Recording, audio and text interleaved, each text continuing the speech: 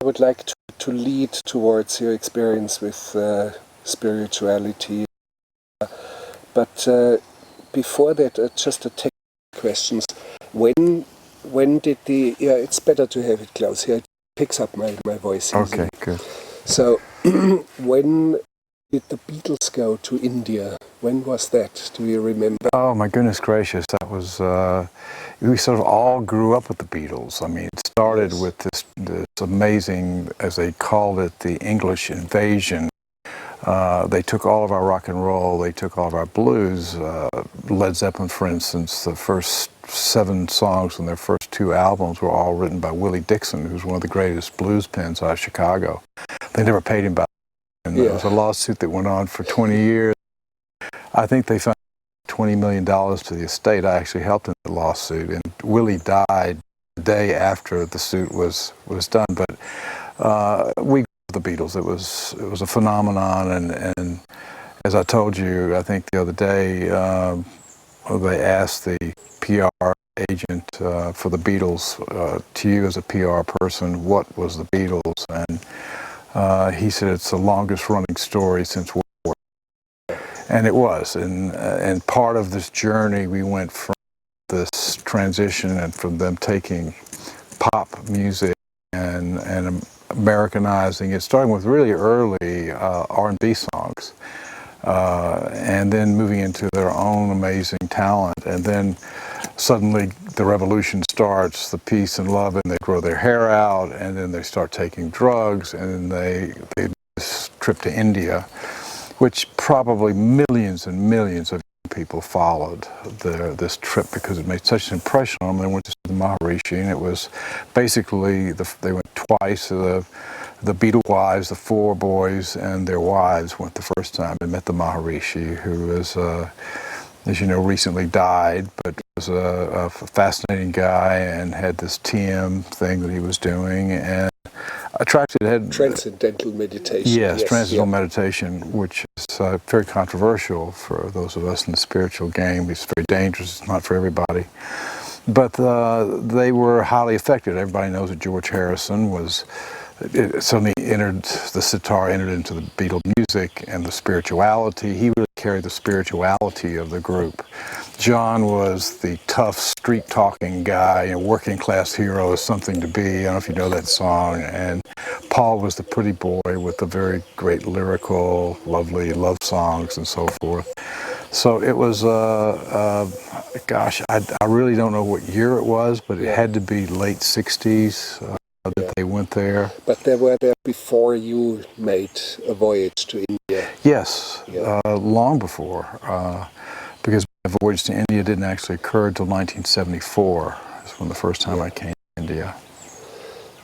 And what took you to India? Why? I mean, you have been all around, and you had some wild experiences in Jamaica before anyone went for the Rastafarians. Well, I was well schooled on being fearless, I'll say that. Well, it was, I think that everybody who has this existence that we call life have to define different aspects of it at one time or another. And one of them is their moral being, and another is their spirituality. You have all these religions, which are really, organized political parties to a certain degree. And then you have spirituality. So you have to define, do you believe that there's a higher power? Do you believe, or you just swept along because of your parents and they put you into a situation? Is this what your community was doing? Was it part of your life? In my little town of Jackson, Tennessee, to this very date, and it's a little town between Nashville and Memphis, we hold the record for more churches per capita than any other town in America. So you've heard of the Bible Belt. Do you have a figure? Every street corner. I mean, every single street corner. And you've heard of the Bible Belt. Well, I lived underneath the buckle of the Bible Belt. And you were in church 4 or 5 days a week. I happened to come from a long line of Scottish ministers who came over in the very early days of America. And my grandfather was a minister in Halls, Tennessee, and I was in church 4 or 5 days a week.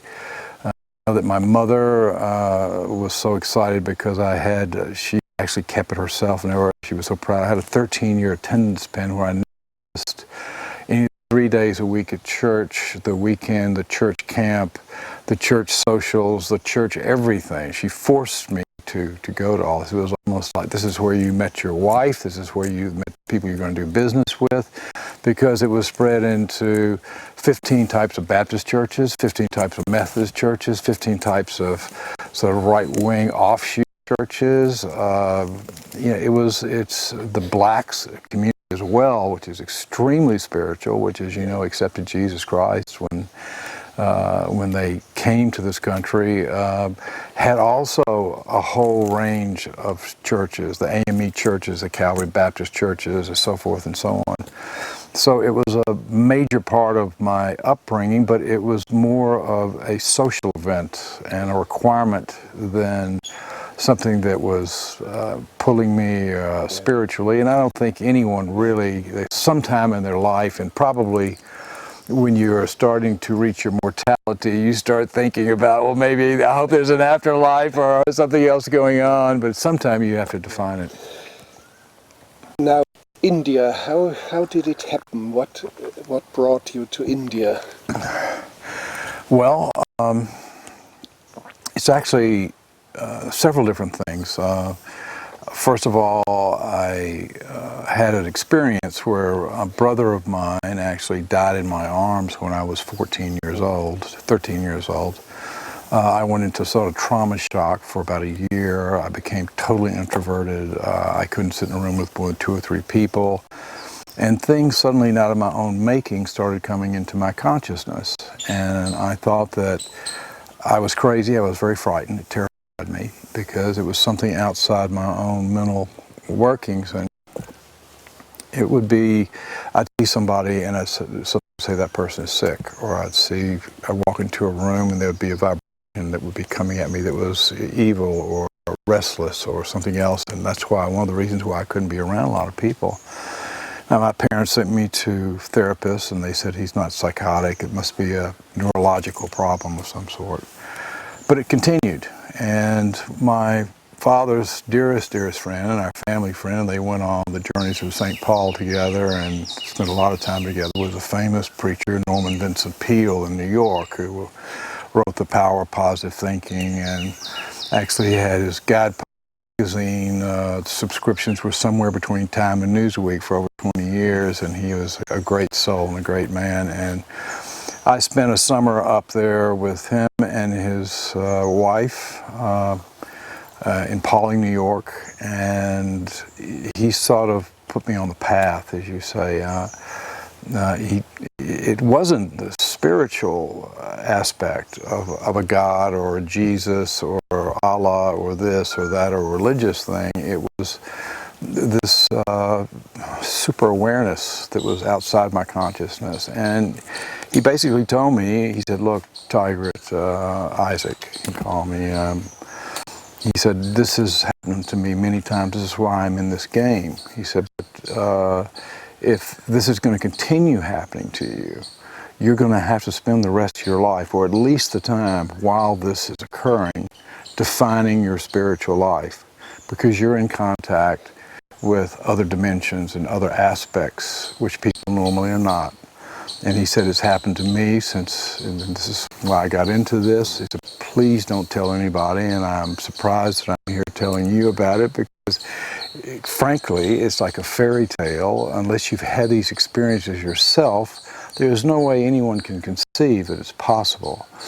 So he gave me lots of books on metaphysics and some other spiritualists to read and so forth and so on. And that sort of started me on my journey to India as I... It's a direct sort of stumbling block, a moment where you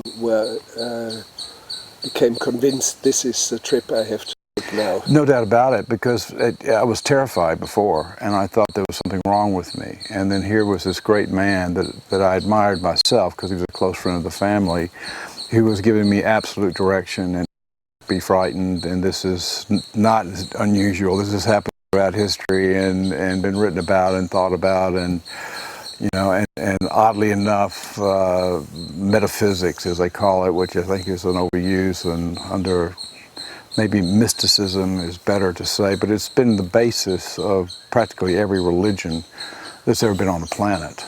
There was a mysticism in Christianity, which of course the Catholic Church grabbed and hid somewhere in the Vatican and has been lost, but all of them. But India is the home of it all, to me, in my mind, and the Beatles represented that. As I told you, I went through a series of wonderful events that gave me the possibility of opening something, the Hard Rock Cafe, when I was 22 years old. And this is the first time I could actually be with a large group of people and feel comfortable, because suddenly I was the man they were coming to, all these kids, wonderful kids who were working for me. And suddenly these broadcasts, if we put them that way, came to me whenever I came up against a problem, because I was untrained, uneducated, I had a 10th grade education, barely. And in excess of alcohol, excess of drugs. Yes, absolutely. Sleepless nights. Absolutely. Totally reckless behavior with your life. Yes, and I'm glad that you remember that from our talks of the last day or two. And, I had a very troubled life with lots of parental problems and deaths in the family and destruction and violence and insanity and so forth, just like many, many other people. It's part of what many people grow up with. But it had affected me in a way in which now I joined the revolution, and I became a revolutionary, and the drugs and the alcohol and everything else was part of it. It was also dulling some of the pain that I had. And then on the other side, there was this other me, this other super consciousness, if you will, or some other consciousness, or something else calling me that wasn't really part of my physical being, and didn't seem to be part of my mental being, which was broadcasting. And it kept, when I'd run up against a problem, an answer would come, and it was very simplistic. I didn't realize what they were, but until I got to India and did more studies of the Vedas and the Upanishads. But basically, it was these what they call the 5 human values, which are peace, love, dharma, righteousness, truth, satya, and ahimsa, nonviolence. So as I'm running the Hard Rock Cafe and I come up against a problem and I had no idea how to deal with it, suddenly it would come, is this a peaceful situation? Are you creating a place that is, people want to come to work and it's wonderful and joyous and there's mutual respect, or are they just coming here to get a check? And all of a sudden there'd be an opportunity to go off into a negative direction, and it could be very valuable monetarily, it could be very valuable personally for some reason or another. And then this word dharma, or righteousness, is this the correct way? Is this the correct path? And it would be so overpowering that I was sort of frightened not to follow it. And then when I did follow it, everything turned out great. And it's like I was on autopilot, and all of the weaknesses I had, when it came to my destiny and the movement through time, these things guided me. And of course, immediately, as Dr. Peel told me, I had to find out, where is this coming from? Where could this possibly be? Why am I having this? Why is something paying so much attention to me? And what part it is me and me? And so oddly enough, I picked up Newsweek magazine, and I always read the book sections ferociously, as I do lots of periodicals. And I think this was, 1970, 71, and there was a book that Harper's and Row had come out with, and it was absolutely panned in Newsweek, saying this is a ridiculous book, it's absolutely absurd. And it was called The Secret Life of Plants by a guy named Peter Tompkins and Christopher Bird. And it just said it was all about how they had discovered that plants could react to humans, and it had other phenomena, like the famous place at Findhorn, where through meditation they were growing these huge vegetables, and all this paranormal sort of stuff. And on the edge of scientists, a guy actually from the CIA is the first who wanted to put hook up a basic device that could monitor a plant, and he would yell at one plant and love the other one, and this one would disintegrate and the other one would bloom. And this all said, wow, this has something to do with what's happening to me. And the book was panned everywhere, New York Times, everything. I called up the authors who were in Virginia, and I talked to Mr. Bird, and he said, I said, Mr. Bird, my name's Isaac Tigrett, I'm a young man in London, and I want to buy the theatrical rights to your book because it has something to do with my life, and I don't know what it is, and it's just in my head, I have to buy these theatrical rights. And he said, have you read the reviews? He said, we tested this book and HarperCollins printed 200,000 copies in hardcover thinking that this would be because of plant lovers and everyone around the world probably believing more in their pets and their plants than other human beings. We thought it was going to be a bestseller, but it was panned and it's dead and it's over with, and we were about to commit suicide, me and Tompkins. And I said, well, sorry, it is my destiny. I must buy this book from you. And we did a deal and traded, in fact, telexes in those days. There were even fax machines. And I bought the rights to that dead book for $10,000 over a period of 2 days. 6 weeks later, it hit the New York Times bestseller list. It stayed in the top 10 for 57 weeks. It became one of the biggest selling books of all times. And a guy named Wallen Green, who was a famous writer who had written The Wild Bunch and done a whole bunch of other things, had done a documentary that I had seen where it was a scientific documentary story, and I thought, well, this is the type of guy that should do this, where it's a feature-length film, not a documentary with actors playing scientists and discovering, and I forgot what the name of the picture was, and I'd seen it totally by accident, but now I'm sure it was faded. And I called him up, and he had a friend named Michael Braun, and they wanted to produce and write and do the whole thing. I said, I want to go around to these places and see these things myself, and actually got to go to some of these wonderful places. And of course, this just inspired more and more that there's other dynamics going on. There are things that are unseen in nature and in man and whatever. And this was a major turning point in my life. Okay, now did this film project ever materialize? I realized very quickly, first of all, I became the most popular man in Hollywood for about 2 weeks because I had the rights to this hot book. And I realized that I really wasn't qualified, and this really wasn't my scene. And oddly enough, Stevie Wonder's brother called me, who was his manager, and said, we read the book to Stevie, and Stevie wants to do an album and do the film.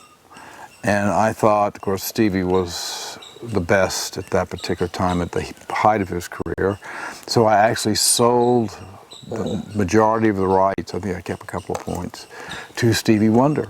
And he spent 5 years, believe it or not, doing an obscure Stevie Wonder album, which was the soundtrack to this, and it's like a symphonic, it's just unbelievable. It's so un-Stevie Wonder. I don't even know if you can still get a copy of it, called The Secret Life of Plants.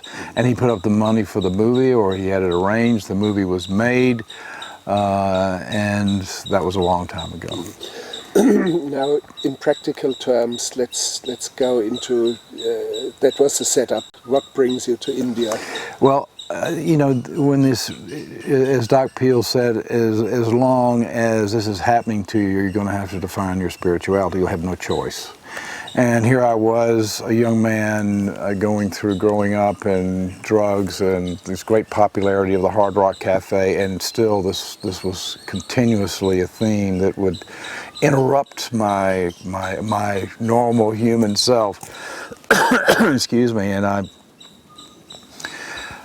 had to find out where this was coming from. And I'd read many, many books, and I can't remember which book it was, but it talked about this type of relationship happening between masters and their students. And I read a lot about Zen masters, I read a lot about gurus, I read a lot about realized beings, I read a lot of books that I didn't particularly understand about metaphysics and the theosophists, and the list goes on and on. And finally, it just became so overpowering, as if I was being called to find the answer. 2 years after I opened the Hard Rock Cafe, 3 years, 1971, June 14th, we opened it up.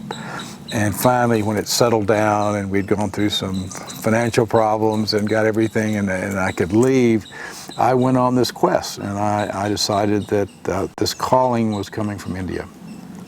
I came here 24 years old. I backpacked all over India, through the Himalayas, through Rajasthan, through the Punjab, then into southern India. Wherever I heard that there was a master, a yogi, a sadhu, an ashram, and I came very close several different times. There was actually someone in the south of India called the Shiva Bala Yogi that he could talk to you through telepathy. You could approach him, and the vibration was so powerful that it was disturbing, actually.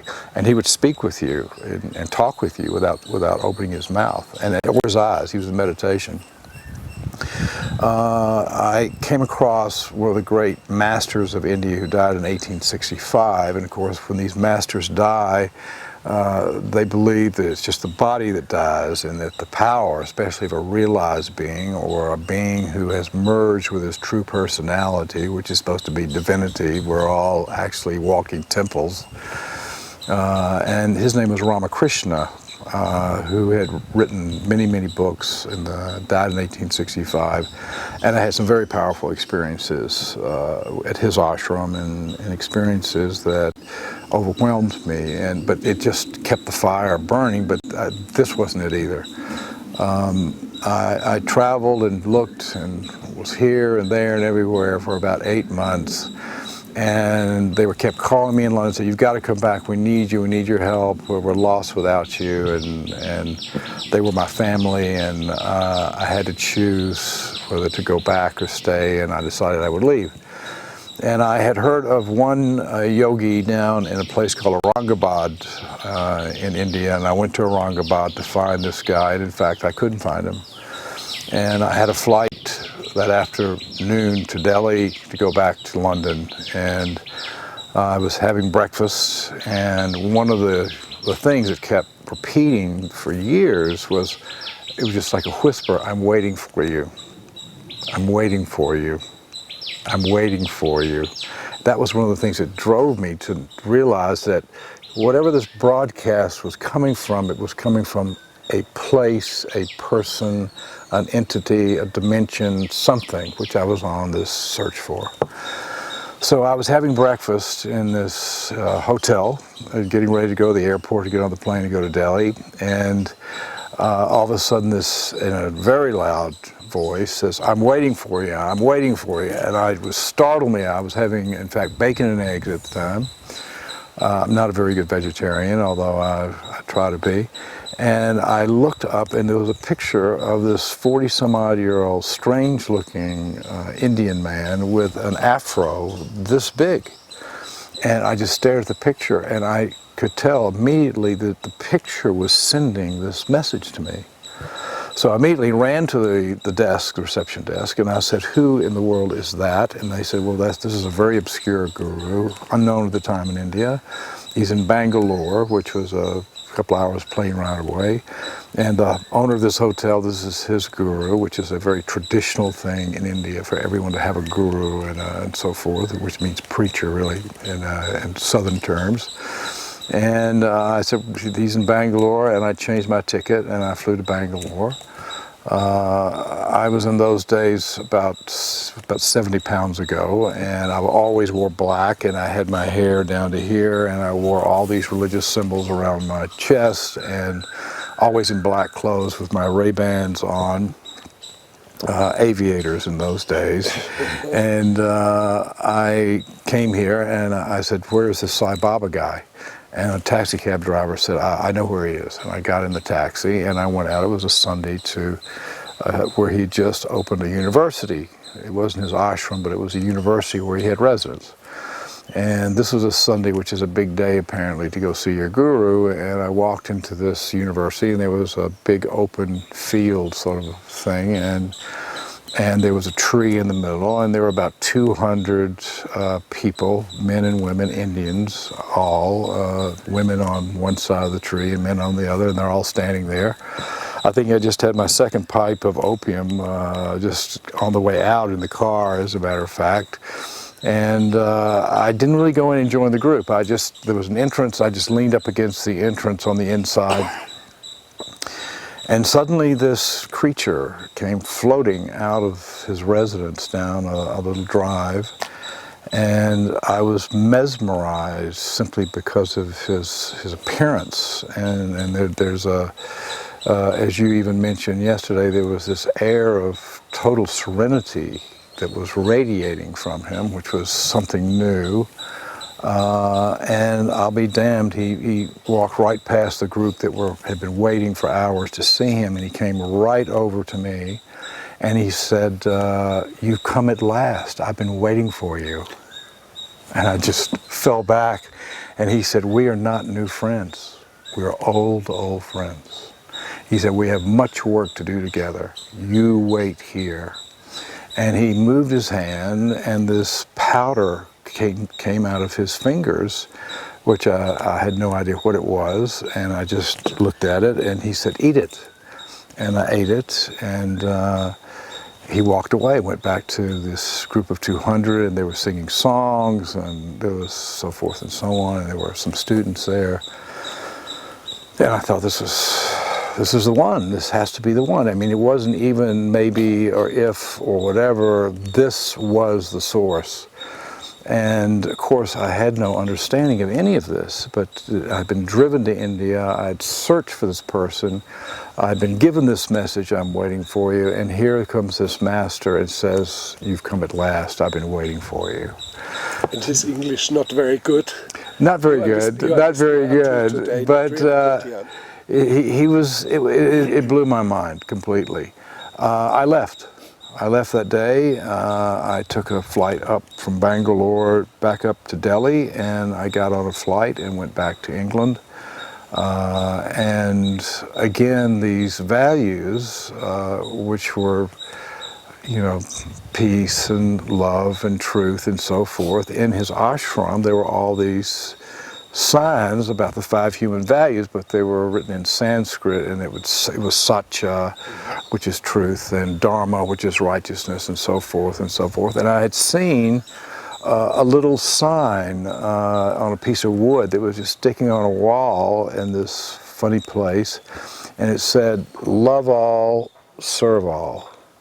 And you stole it. I stole it. It was everything that I was believed in. It's what I believe, that we're born to be happy and to serve others.